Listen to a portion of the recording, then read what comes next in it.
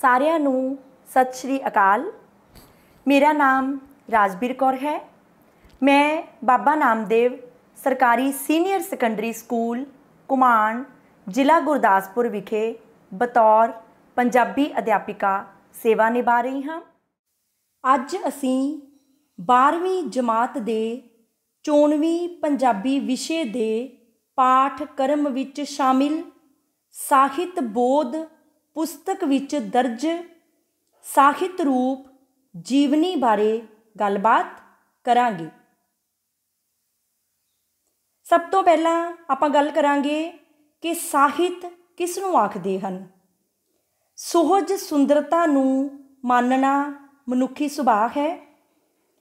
ਮਨੁੱਖੀ ਸਮਾਜ ਵਿਚਲੀ ਸੁਹਜ ਬਿਰਤੀ ਹੀ ਮਨੁੱਖ ਨੂੰ ਮਨੁੱਖੀ ਗੁਣਾਂ ਨਾਲ ਭਰਪੂਰ ਕਰਦੀ ਹੈ ਅਤੇ ਇਸ ਨੂੰ ਸੱਭਿਅਤਾ ਦੀਆਂ ਸਿਖਰਾਂ ਵੱਲ ਲੈ ਜਾਂਦੀ ਹੈ। ਇਸ ਸੁਹਜ ਬਿਰਤੀ ਕਾਰਨ ਹੀ ਮਨੁੱਖ ਅੰਦਰ ਖੂਬਸੂਰਤ ਵਸਤਾਂ ਨੂੰ ਦੇਖਣ, ਪਰਖਣ ਅਤੇ ਮਾਨਣ ਦੀ ਪ੍ਰਬਲ ਤਾਂਘ ਵਿਦਮਾਨ ਰਹਿੰਦੀ ਹੈ। ਇਸ ਤਾਂਘ ਦੇ ਫਲਸਰੂਪ ਕੋਮਲ ਕਲਾਵਾਂ ਦਾ ਜਨਮ ਹੁੰਦਾ ਹੈ, ਜਿਨ੍ਹਾਂ ਨੂੰ ਲਲਿਤ ਕਲਾਵਾਂ ਵੀ ਕਿਹਾ ਜਾਂਦਾ ਹੈ। ਲਲਿਤ ਕਲਾਵਾਂ 5 ਹਨ। ਪਹਿਲੀ ਹੈ ਸੰਗੀਤ ਕਲਾ, ਦੂਸਰੀ ਹੈ ਨ੍ਰਿਤ ਕਲਾ, ਤੀਸਰੀ ਹੈ ਚਿੱਤਰ ਕਲਾ, ਚੌਥੀ ਹੈ ਮੂਰਤੀ ਕਲਾ ਅਤੇ ਪੰਜਵੀਂ ਹੈ ਸੰਗੀਤ ਕਲਾ। ਇਹਨਾਂ ਸਾਰੀਆਂ ਕਲਾਵਾਂ ਦੇ ਵੱਖਰੇ ਵੱਖਰੇ ਢੰਗ ਹਨ ਅਤੇ ਵੱਖਰੇ ਵੱਖਰੇ ਸਾਧਨ ਹਨ। ਸੰਗੀਤ ਕਲਾ ਦਾ ਮਾਧਿਅਮ ਸੁਰ ਤੇ ਤਾਲ ਹੈ। ਨ੍ਰਿਤ ਕਲਾ ਦਾ ਮਾਧਿਅਮ ਗਤੀ ਅਤੇ ਚਾਲ ਹੈ। ਚਿੱਤਰ ਕਲਾ ਦਾ ਮਾਧਿਅਮ ਰੰਗ ਅਤੇ ਰੇਖਾ ਹੈ। ਮੂਰਤੀ ਕਲਾ ਦਾ ਮਾਧਿਅਮ ਸ਼ਬਦ ਅਤੇ ਧੁਨੀਆਂ ਹਨ। ਸਾਹਿਤ ਇੱਕ ਅਜਿਹੀ ਸ਼ਾਬਦਿਕ ਕਲਾ ਹੈ ਜਿਸ ਵਿੱਚ ਉੱਤਮ ਵਿਚਾਰਾਂ ਦੀ ਉੱਤਮ ਢੰਗ ਨਾਲ ਪੇਸ਼ਕਾਰੀ ਹੋਈ ਹੋਵੇ। ਸਾਹਿਤ ਦਾ ਮੁੱਖ ਉਦੇਸ਼ ਸੁਹਜ ਸੁਆਦ ਪੈਦਾ ਕਰਨਾ ਅਤੇ ਚੰਗੇ ਜੀਵਨ ਲਈ ਪ੍ਰੇਰਨਾ ਦੇਣਾ ਹੈ। ਸਾਹਿਤ ਨੂੰ ਜਨਤਾ ਦੀ ਡੰਗੋਰੀ ਵੀ ਕਿਹਾ ਜਾਂਦਾ ਹੈ। ਸਾਹਿਤ ਜੀਵਨ ਵਿੱਚੋਂ ਪੈਦਾ ਹੁੰਦਾ ਹੈ ਅਤੇ ਮੋੜਵੇਂ ਰੂਪ ਵਿੱਚ ਜੀਵਨ ਨੂੰ ਪ੍ਰਭਾਵਿਤ ਵੀ ਕਰਦਾ ਹੈ। ਸਾਹਿਤ ਨੂੰ ਸਮਾਜ ਦਾ ਦਰਪਣ ਭਾਵ ਸ਼ੀਸ਼ਾ ਵੀ ਕਿਹਾ ਜਾਂਦਾ ਹੈ। ਚੰਗਾ ਸਾਹਿਤ ਸਤਿਅਮ ਸ਼ਿਵਮ ਸੁੰਦਰਮ ਦਾ ਧਾਰਨੀ ਹੁੰਦਾ ਹੈ। ਸਮੁੱਚੇ ਸਾਹਿਤ ਦੀ ਰਚਨਾ ਲਈ ਕੱਚੀ ਸਮੱਗਰੀ ਭਾਸ਼ਾ ਹੀ ਪ੍ਰਦਾਨ ਕਰਦੀ ਹੈ। ਜਿਵੇਂ ਸੁਨਿਆਰਾ ਸੋਨੇ ਚਾਂਦੀ ਦੇ ਭਾਂਤ ਭਾਂਤ ਦੇ ਗਹਿਣੇ ਕੱਢਦਾ ਹੈ ਜਾਂ ਘੁਮਿਆਰ ਇੱਕੋ ਮਿੱਟੀ ਤੋਂ ਵੱਖ-ਵੱਖ ਤਰ੍ਹਾਂ ਦੇ ਭਾਂਡੇ ਬਣਾਉਂਦਾ ਹੈ। ਜਿਵੇਂ ਮੂਰਤੀਕਾਰ ਬੇਡੋਲ ਪੱਥਰਾਂ ਵਿੱਚ ਭਾਂਤ ਭਾਂਤ ਦੀਆਂ ਮੂਰਤੀਆਂ ਦੇ ਨਕਸ਼ ਕੱਢਦਾ ਹੈ, ਉਵੇਂ ਹੀ ਭਾਸ਼ਾ ਦੀ ਵਰਤੋਂ ਨਾਲ ਵਿਭਿੰਨ ਤਰ੍ਹਾਂ ਦੇ ਸਾਹਿਤ ਰੂਪਾਂ ਜਿਵੇਂ ਕਵਿਤਾ, ਕਹਾਣੀ, ਨਾਵਲ ਆਦਿ ਦੀ ਸਿਰਜਣਾ ਕੀਤੀ ਜਾਂਦੀ ਹੈ।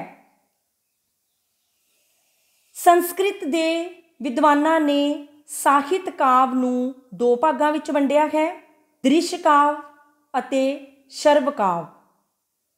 ਦ੍ਰਿਸ਼ ਕਾਵਿ ਤੋਂ ਭਾਵ ਦੇਖਿਆ ਜਾਣ ਵਾਲਾ ਕਾਵਿ ਸਾਹਿਤ ਜਿਵੇਂ ਨਾਟਕ ਅਤੇ ਇਕਾਂਗੀ। ਸ਼ਰਵ ਕਾਵਿ ਤੋਂ ਭਾਵ ਸੁਣਿਆ ਜਾਣ ਵਾਲਾ ਕਾਵਿ ਜਾਂ ਸਾਹਿਤ। ਪੱਛਮੀ ਵਿਦਵਾਨ ਨਾਵਲ ਅਤੇ ਨਿੱਕੀ ਕਹਾਣੀ ਨੂੰ ਗਲਪ ਅਧੀਨ ਅਤੇ ਨਿਬੰਧ, ਜੀਵਨੀ, ਸਵੈ ਜੀਵਨੀ ਅਤੇ ਸਫ਼ਰਨਾਮੇ ਨੂੰ ਵਾਰਤਕ ਅਧੀਨ ਵਿਚਾਰਦੇ ਹਨ।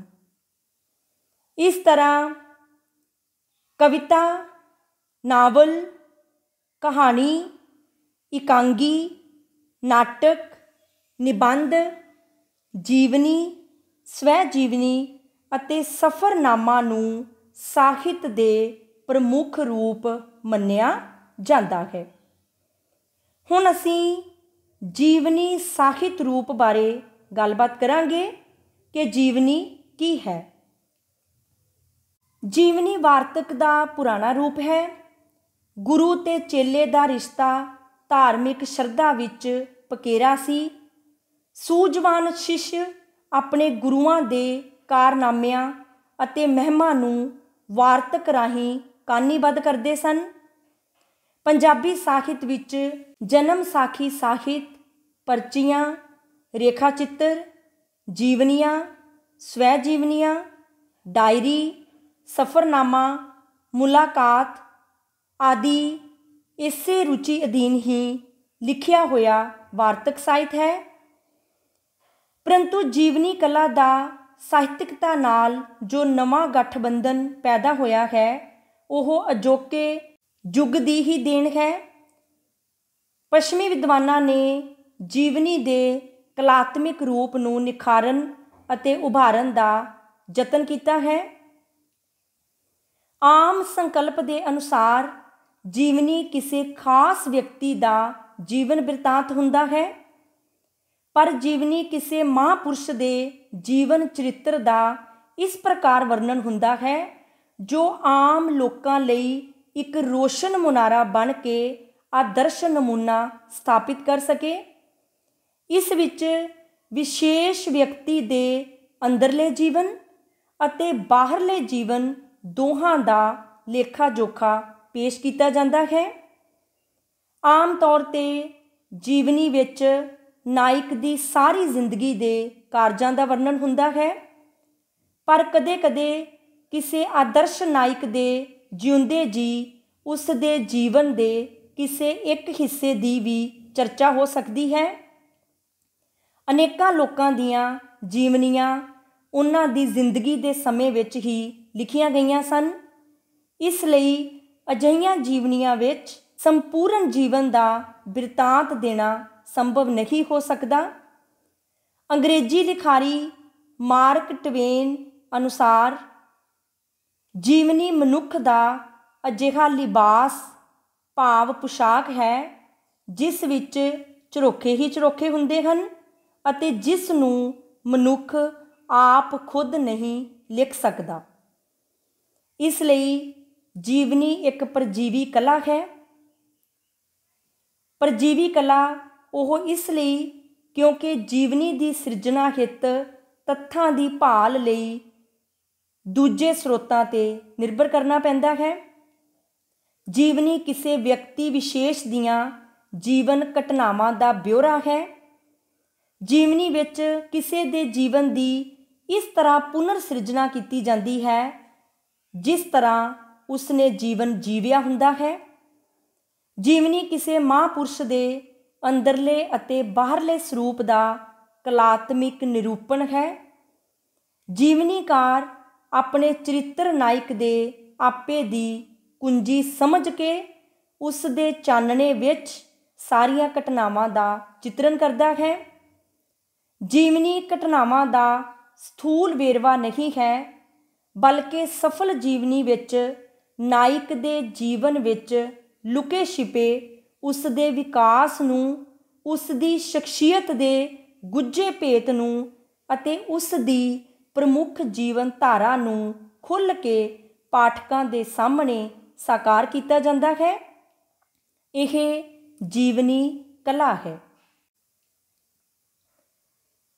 ਜੀਵਨੀ ਵਾਰਤਕ ਸਾਹਿਤ ਦਾ ਇੱਕ ਕਲਾਤਮਿਕ ਰੂਪ ਹੈ। ਜੀਵਨੀ ਦੀ ਰਚਨਾ ਵਿੱਚ ਕਈ ਤੱਤ ਕਰਮਸ਼ੀਲ ਹੁੰਦੇ ਹਨ ਜਿਨ੍ਹਾਂ ਦੇ ਸੁਮੇਲ ਤੋਂ ਹੀ ਸਫਲ ਜੀਵਨੀ ਦੀ ਸਿਰਜਣਾ ਹੁੰਦੀ ਹੈ।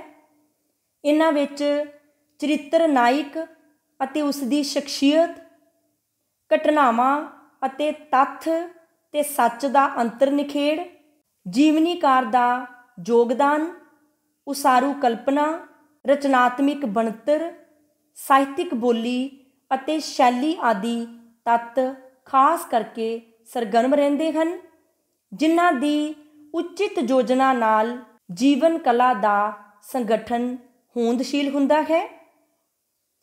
ਹੁਣ ਅਸੀਂ ਜੀਵਨੀ ਦੇ ਪ੍ਰਮੁੱਖ ਤੱਤਾਂ ਬਾਰੇ ਗੱਲਬਾਤ ਕਰਾਂਗੇ। ਸਭ ਤੋਂ ਪਹਿਲਾ ਤੱਤ ਹੈ ਜੀਵਨੀ ਦਾ ਨਾਇਕ। ਜੀਵਨੀ ਜੀਵਨ ਅਤੇ ਸੰਸਾਰ ਦੇ ਕਿਸੇ ਖੇਤਰ ਵਿੱਚ ਵਿਸ਼ੇਸ਼ ਸਫਲਤਾ ਹਾਸਿਲ ਕਰਨ ਵਾਲੇ ਵਿਅਕਤੀ ਦੀ ਹੀ ਹੋ ਸਕਦੀ ਹੈ।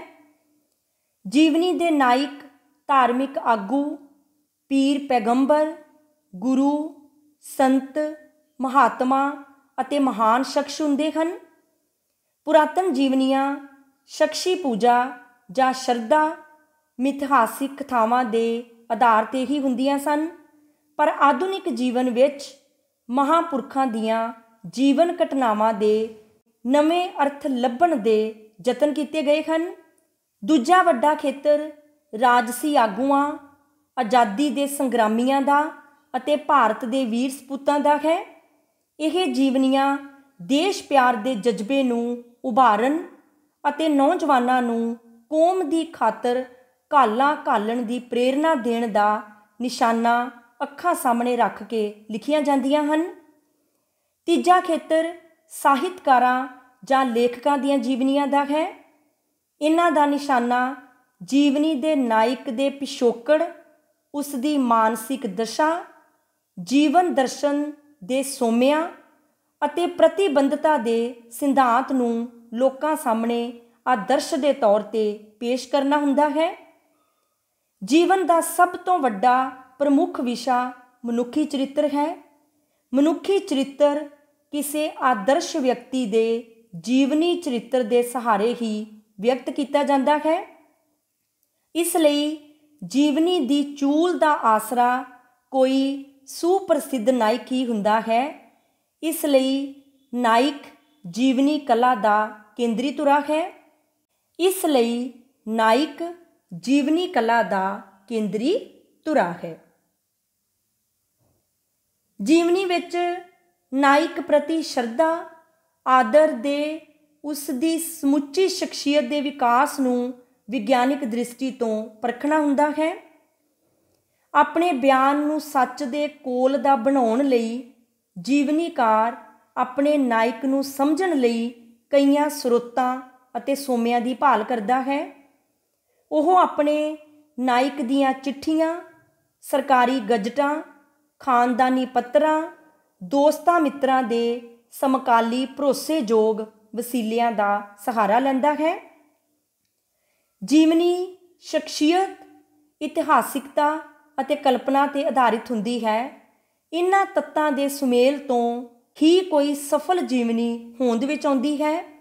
ਅੱਜ ਦੀ ਜੀਵਨੀ ਦਾ ਸਰੂਪ ਸ਼ਰਧਾ 'ਤੇ ਆਧਾਰਿਤ ਨਹੀਂ ਹੁੰਦਾ, ਸਗੋਂ ਜੀਵਨੀਕਾਰ ਵਿਗਿਆਨਿਕ ਦ੍ਰਿਸ਼ਟੀ ਤੋਂ ਚੰਗਿਆਈਆਂ ਅਤੇ ਬੁਰਾਈਆਂ ਦੋਹਾਂ ਦਾ ਲੇਖਾ ਜੋਖਾ ਕਰਦਾ ਹੈ। ਜੀਵਨੀ ਕਲਾ ਇਸ ਗੱਲ ਦੀ ਮੰਗ ਕਰਦੀ ਹੈ ਕਿ ਜੀਵਨੀਕਾਰ ਮਿਤੀਆਂ, ਘਟਨਾਵਾਂ, ਲਹਿਰਾਂ, ਇਤਿਹਾਸਿਕ ਪ੍ਰਤੀਕਰਮਾਂ ਆਦਿ ਦੇ ਸੰਬੰਧ ਵਿੱਚ ਤਰਕਸ਼ੀਲ ਹੋ ਕੇ ਲਿਖੇ। ਜੀਵਨੀ ਲਿਖਣ ਲਈ ਲੇਖਕ ਦਾ ਨਿੱਜਤਵ ਜੁੜਿਆ ਹੋਣਾ ਜ਼ਰੂਰੀ ਨਹੀਂ। ਜੀਵਨੀ ਲੇਖਕ ਲੇਖਾਂ, ਗ੍ਰੰਥਾਂ ਆਦਿ ਵਿੱਚ ਆਏ ਹਵਾਲਿਆਂ ਤੋਂ ਉਲੇਖਾਂ, ਤੱਥਾਂ, ਚਰਿੱਤਰ ਨਾਇਕ ਨਾਲ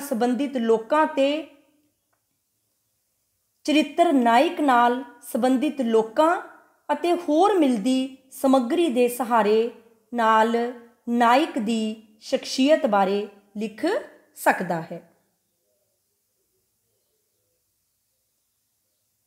ਜੀਵਨੀ ਘਟਨਾਵਾਂ ਦਾ ਸੰਗ੍ਰਹਿ ਮਾਤਰ ਨਹੀਂ ਹੁੰਦਾ, ਬਲਕਿ ਉਸ ਵਿੱਚ ਜੀਵਨੀ ਦੇ ਨਾਇਕ ਦੀ ਸ਼ਖਸੀਅਤ ਦਾ ਸਰਬਪੱਖੀ ਅਧਿਐਨ ਹੁੰਦਾ ਹੈ। ਨਾਇਕ ਦਾ ਸੁਭਾਅ, ਉਸ ਦੀਆਂ ਖਾਹਿਸ਼ਾਂ, ਭਾਵਨਾਵਾਂ ਅਤੇ ਰੁਚੀਆਂ, ਉਸ ਦਾ ਚਰਿੱਤਰ ਅਤੇ ਹੋਰ ਸਮੱਸਿਆਵਾਂ ਆਦਿ ਸਭ ਕੁਝ ਜੀਵਨੀ ਕਲਾ ਵਿੱਚ ਸਮੋਇਆ ਹੁੰਦਾ ਹੈ। ਜੀਵਨੀ ਰਚਨਾ ਵਿੱਚ ਨਾਇਕ ਦਾ ਆਪਾ ਅਤੇ ਵਿਅਕਤੀਤਵ ਪੂਰੀ ਤਰ੍ਹਾਂ ਉੱਭਰ ਆਉਂਦਾ ਹੈ, ਪਰ ਨਾਇਕ ਦੇ ਵਿਅਕਤੀਤਵ ਦਾ ਚਿਤਰਨ ਹਮੇਸ਼ਾ ਸੰਤੁਲਿਤ ਰਹਿੰਦਾ ਹੈ। ਜੀਵਨੀਕਾਰ ਨੂੰ ਇਹ ਧਿਆਨ ਰੱਖਣਾ ਪੈਂਦਾ ਹੈ ਕਿ ਚੰਦਰਮਾ ਵਿੱਚ ਕਲੰਕ ਦੀ ਕਾਲਖ ਜ਼ਰੂਰ ਹੈ, ਪਰ ਉਹ ਸਧਾਰਨ ਹੈ।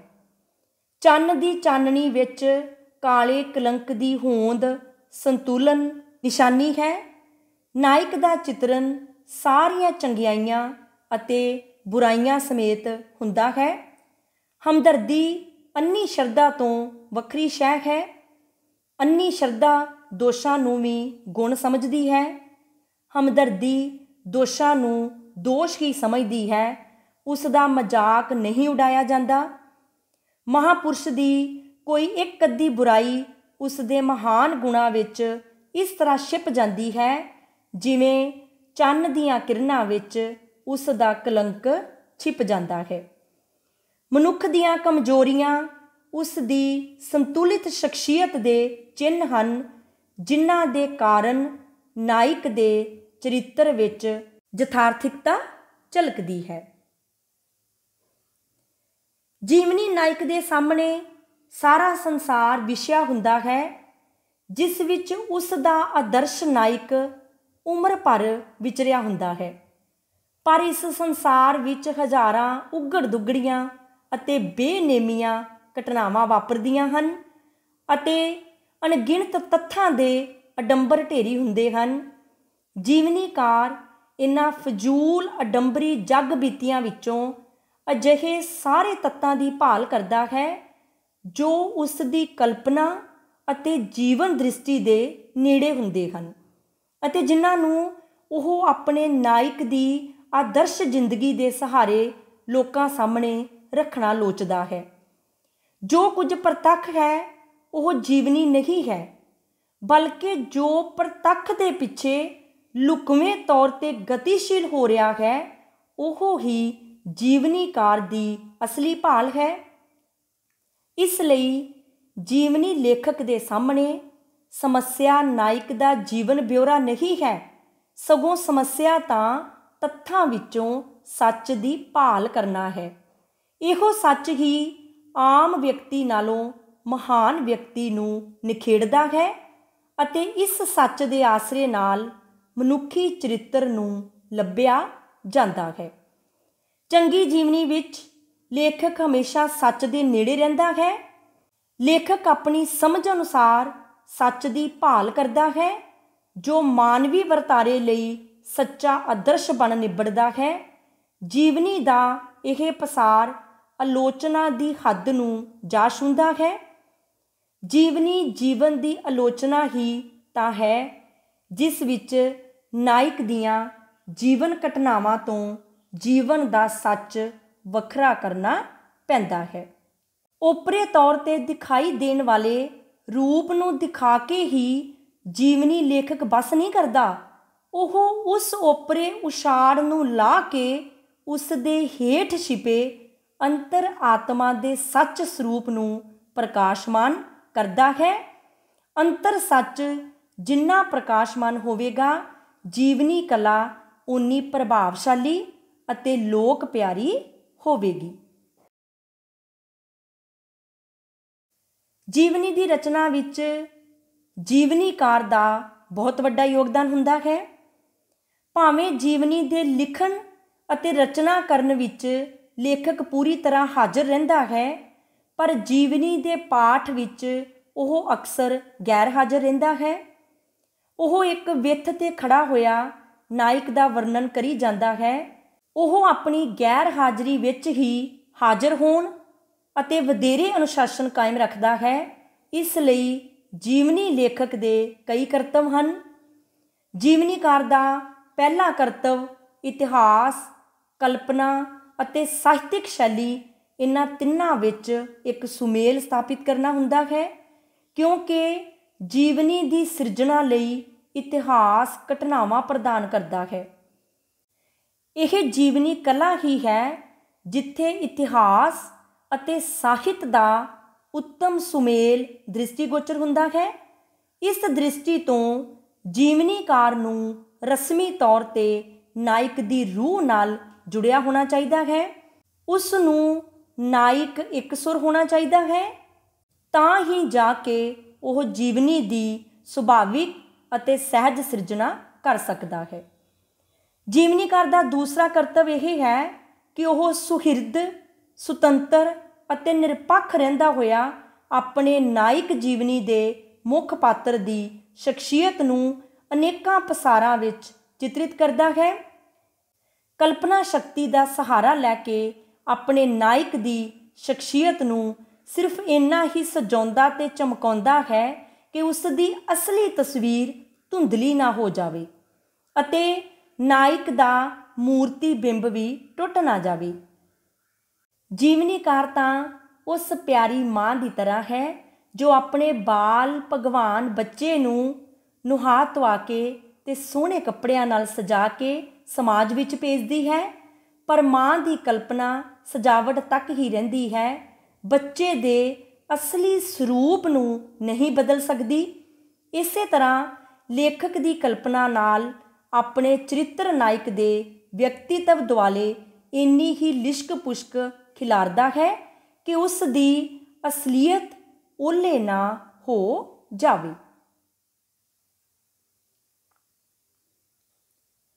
ਜੀਵਨੀ ਕਲਾ ਦੇ ਬਾਕੀ ਹੋਰ ਗੁਣਾਂ ਦੇ ਨਾਲ ਜੀਵਨੀ ਲੇਖਕ ਵੱਲੋਂ ਅਪਣਾਈ ਗਈ ਬੋਲੀ ਅਤੇ ਸ਼ੈਲੀ ਦੇ ਮਹੱਤਵ ਨੂੰ ਧਿਆਨ ਵਿੱਚ ਰੱਖਣਾ ਬਹੁਤ ਜ਼ਰੂਰੀ ਹੈ।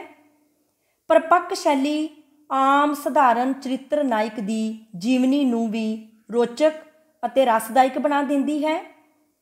ਸਫਲ ਜੀਵਨੀ ਕਲਾ ਲਈ ਦੋ ਹੀ ਸ਼ਰਤਾਂ ਹਨ, ਜਾਂ ਤਾਂ ਨਾਇਕ ਇੰਨਾ ਮਹਾਨ ਹੋਵੇ ਜਿਵੇਂ ਗੁਰੂ ਨਾਨਕ ਦੇਵ ਜੀ, ਗੁਰੂ ਗੋਬਿੰਦ ਸਿੰਘ ਜੀ, ਭਗਵਾਨ ਰਾਮ ਚੰਦਰ ਅਤੇ ਭਗਵਾਨ ਕ੍ਰਿਸ਼ਨ ਜੀ, ਜਿਸ ਦਾ ਆਪਣਾ ਜੀਵਨ ਚਰਿੱਤਰ ਹੀ ਇੱਕ ਤਰ੍ਹਾਂ ਨਾਲ ਮਹਾਨ ਉੱਤਮ ਸਾਹਿਤ ਦਾ ਸੋਮਾ ਹੋ ਨਿਬੜੇ, ਜਾਂ ਫਿਰ ਲੇਖਕ ਹੀ ਇੰਨਾ ਮਹਾਨ ਹੋਵੇ ਜਿਵੇਂ ਰਬਿੰਦਰਨਾਥ ਟੈਗੋਰ ਅਤੇ ਭਾਈ ਵੀਰ ਸਿੰਘ ਜੀ।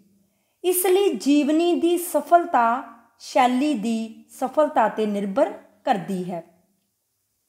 ਜੀਵਨੀ ਲੇਖਕ ਵਿਸ਼ੇ ਅਨੁਸਾਰ ਕਈ ਤਰ੍ਹਾਂ ਦੀਆਂ ਸ਼ੈਲੀਆਂ ਦੀ ਵਰਤੋਂ ਕਰਦਾ ਹੈ।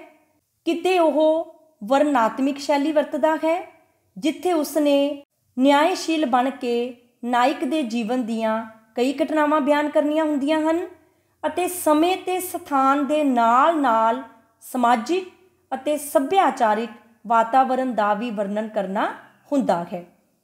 ਕਦੀ ਉਹ ਵਿਆਖਿਆਤਮਿਕ ਸ਼ੈਲੀ ਨੂੰ ਵੀ ਅਪਣਾ ਕੇ ਚੱਲਦਾ ਹੈ। ਉਸ ਨੂੰ ਨਾਇਕ ਦੇ ਜੀਵਨ ਸਿਧਾਂਤਾਂ, ਵਿਚਾਰਾਂ, ਦ੍ਰਿਸ਼ਟੀਕੋਣਾਂ ਆਦਿ ਨੂੰ ਨਵੀਂ ਰੋਸ਼ਨੀ ਵਿੱਚ ਰੱਖ ਕੇ ਉਘਾੜਨਾ ਪੈਂਦਾ ਹੈ। ਇਸ ਮੰਤਵ ਲਈ ਉਹ ਵਿਆਖਿਆ ਵਿਧੀ ਦਾ ਸਹਾਰਾ ਲੈਂਦਾ ਹੈ। ਕਈ ਵਾਰ ਲੇਖਕ ਜ਼ਿੰਦਗੀ ਦੀਆਂ ਪੇਚੀਦਾ ਗੁੰਝਲਾਂ ਨੂੰ ਝਾੜ ਬੁਹਾਰ ਕੇ ਅਤੇ ਤੱਥਾਂ ਦੀ ਪੁਣ-ਛਾਣ ਕਰਕੇ ਅਯੋਗ ਅਤੇ ਅਨੁਚਿਤ ਵਰਤਾਰਿਆਂ ਦੀ ਆਲੋਚਨਾ ਵੀ ਕਰਦਾ ਹੈ, ਜੋ ਮਾਨਵੀ ਚਰਿੱਤਰ ਦੀ ਕਮਜ਼ੋਰੀ ਵਜੋਂ ਪ੍ਰਵੇਸ਼ ਕਰਦੀਆਂ ਹਨ। ਲੇਖਕ ਦੀ ਇਹ ਆਲੋਚਨਾਤਮਿਕ ਸ਼ੈਲੀ ਬੜੀ ਲੁਕਵੀਂ ਅਤੇ ਕਾਟਵੀ ਹੁੰਦੀ ਹੈ। ਸ਼ੈਲੀ ਤੋਂ ਇਲਾਵਾ ਬੋਲੀ ਬਿਨਾਂ ਜੀਵਨੀ ਗੂੰਗੀ ਹੈ। ਬੋਲੀ ਤੋਂ ਪੂਰੀ ਤਰ੍ਹਾਂ ਚੇਤੰਨ ਹੋਣਾ ਜੀਵਨੀ ਦੇ ਲੇਖਕ ਲਈ ਬਹੁਤ ਹੀ ਜ਼ਰੂਰੀ ਹੈ। ਬੋਲੀ ਦੇ ਸਹਾਰੇ ਹੀ ਲੇਖਕ ਨੇ ਆਪਣੇ ਨਾਇਕ ਦੀ ਪਾਤਰ ਉਸਾਰੀ ਕਰਨੀ ਹੁੰਦੀ ਹੈ, ਅਤੇ ਬੋਲੀ ਨਾਲ ਹੀ ਸਾਰਾ ਵਾਤਾਵਰਣ ਸਿਰਜਣਾ ਹੁੰਦਾ ਹੈ। ਇਸ ਲਈ ਬੋਲੀ ਨਾਇਕ ਦੀ ਸ਼ਖਸੀਅਤ ਦੇ ਸਮਤੁਲ ਹੋਵੇ ਅਤੇ ਸ਼ਬਦਾਵਲੀ ਭੂ-ਖੰਡ ਦੇ ਵਾਤਾਵਰਣ ਦੀ ਅਨੁਸਾਰੀ ਹੋਵੇ। ਜੀਵਨੀਕਾਰ ਇਹਨਾਂ ਸਾਰੇ ਤੱਤਾਂ ਦੇ ਆਧਾਰ 'ਤੇ ਇੱਕ ਰਚਨਾਤਮਿਕ ਪਾਸਾਰ ਸਿਰਜਦਾ ਹੈ। ਇਸ ਤਰ੍ਹਾਂ ਜੀਵਨੀ ਦੀ ਰਚਨਾ ਕੁਝ ਖਾਸ ਨੇਮਾਂ ਵਿੱਚ ਬੱਝੀ ਰਹਿੰਦੀ ਹੈ। ਇਸ ਦੀ ਬਣਤਰ ਅਤੇ ਬੁਣਤਰ ਲਈ ਇਹ ਜ਼ਰੂਰੀ ਹੈ ਕਿ ਜੀਵਨੀ ਵਿੱਚ ਕੋਈ ਬੇਲੋੜਾ ਵਿਸਥਾਰ ਨਾ ਆਉਣ ਦਿੱਤਾ ਜਾਵੇ ਅਤੇ ਨਾ ਹੀ ਕੋਈ ਲੋੜੀਂਦੀ ਗੱਲ ਹੱਥੋਂ ਨਿਕਲਣ ਦਿੱਤੀ ਜਾਵੇ। ਜੀਵਨੀਕਾਰ ਆਪਣੀ ਰਚਨਾ ਨੂੰ ਚਮਤਕਾਰੀ ਨਹੀਂ ਬਣਾਉਂਦਾ, ਸਗੋਂ ਸੱਚ ਦੇ ਆਵੇਸ਼ ਵਿੱਚ ਵਿਚਰਦਿਆਂ ਉਹ ਯਥਾਰਥ ਦੇ ਨੇੜੇ ਰਹਿਣ ਲਈ ਯਤਨਸ਼ੀਲ ਹੁੰਦਾ ਹੈ। ਜੀਵਨੀਕਾਰ ਆਪਣੇ ਨਾਇਕ ਦੇ ਜੀਵਨ ਵਿੱਚ ਆਏ ਉਤਰਾਵਾਂ ਚੜ੍ਹਾਵਾਂ ਦੀ ਵੰਨ-ਸੁਵੰਨਤਾ ਨੂੰ ਗਵਾਏ ਬਿਨਾਂ ਜੀਵਨੀ ਨੂੰ ਸੰਪੂਰਨਤਾ ਦੀ ਪੱਧਰ ਤੱਕ ਲਿਜਾਣ ਦਾ ਯਤਨ ਕਰਦਾ ਹੈ।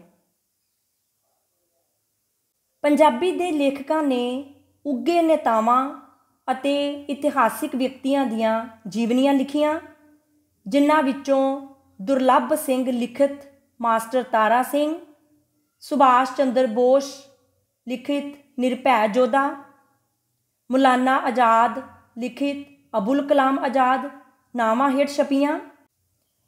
ਕੁਝ ਕੁ ਇਤਿਹਾਸਿਕ ਜੀਵਨੀਆਂ ਵੀ ਲਿਖੀਆਂ ਗਈਆਂ। ਇਹਨਾਂ ਜੀਵਨੀਆਂ ਵਿੱਚ ਇਤਿਹਾਸਿਕ ਮਾਮਲੇ ਨੂੰ ਵਿਗਿਆਨਿਕ ਦ੍ਰਿਸ਼ਟੀ ਤੋਂ ਪੁਣ ਛਾਣ ਕੇ ਪੂਰਨ ਖੋਜ ਦੇ ਆਧਾਰ 'ਤੇ ਪੇਸ਼ ਕੀਤਾ ਗਿਆ ਹੈ। ਕੁਝ ਕੁ ਲੇਖਕਾਂ ਨੇ ਸਾਹਿਤਕਾਰਾਂ ਦੇ ਜੀਵਨ ਆਦਰਸ਼ਾਂ ਨੂੰ ਵੀ ਪੇਸ਼ ਕਰਨ ਦੀ ਕੋਸ਼ਿਸ਼ ਕੀਤੀ ਹੈ।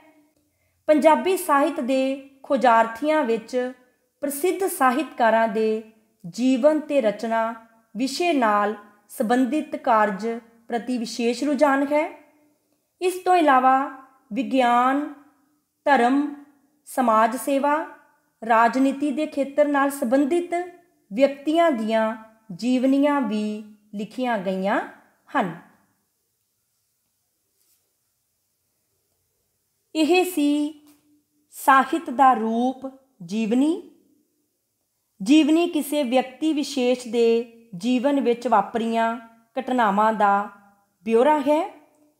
ਜੀਵਨੀ ਨਿਰਾ ਘਟਨਾਵਾਂ ਦਾ ਵੇਰਵਾ ਨਹੀਂ ਹੁੰਦੀ, ਸਗੋਂ ਉਸ ਵਿੱਚ ਨਾਇਕ ਦੇ ਜੀਵਨ ਵਿੱਚ ਲੁਕੇ ਉਸ ਦੇ ਵਿਕਾਸ ਨੂੰ, ਉਸ ਦੀ ਸ਼ਖਸੀਅਤ ਦੇ ਗੁੱਝੇ ਭੇਤਾਂ ਨੂੰ ਅਤੇ ਉਸ ਦੀ ਜੀਵਨ ਧਾਰਾ ਨੂੰ ਪਾਠਕਾਂ ਦੇ ਸਾਹਮਣੇ ਸਪਸ਼ਟ ਰੂਪ ਵਿੱਚ ਸਾਕਾਰ ਕੀਤਾ ਜਾਂਦਾ ਹੈ। ਧੰਨਵਾਦ।